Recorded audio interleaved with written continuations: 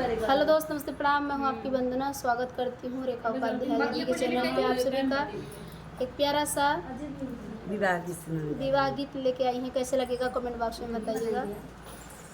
जमुना किनारवा रे लगली बजरिया यार चुनरी बिकैया नाम रे ललनवा यार चुनरी बिकैया नाम रे ललनवा जमुना किनारवा रे लगली बजरिया यार चुनरी बिकैया नाम रे ललनवा यार चुनरी बिकैया नाम रे ललनवा चुनरी बेसाई गाए ससुरु कवन अमा चुनरी बहुआ यार जलिए ठाड़ रे ललनवा यार बहुआ यार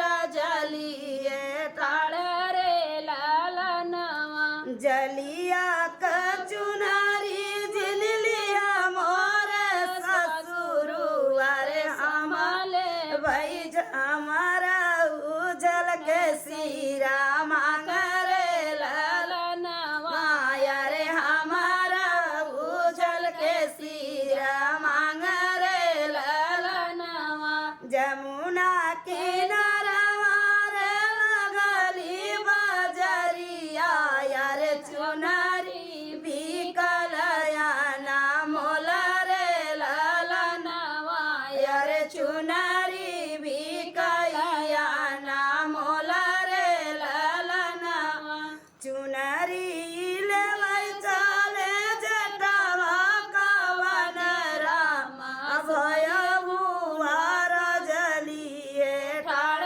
रे लालनवा यार भय बुआर जलिए ठाड़ रे लालनवा जलिया का चुनारी जिलिया मोर बसुरु अरे हमारे उजल के सीरा मांगरे लालनवा यारे हमारा उजल के सीरा मांगरे लालनवा जमुना किनारवा रे लगली बजरिया यार चुनरी बिकैया नाम रे ललनवा यार चुनरी बिकैया नाम रे ललनवा चुनरी जेले चले देवर कवन रामा भौजी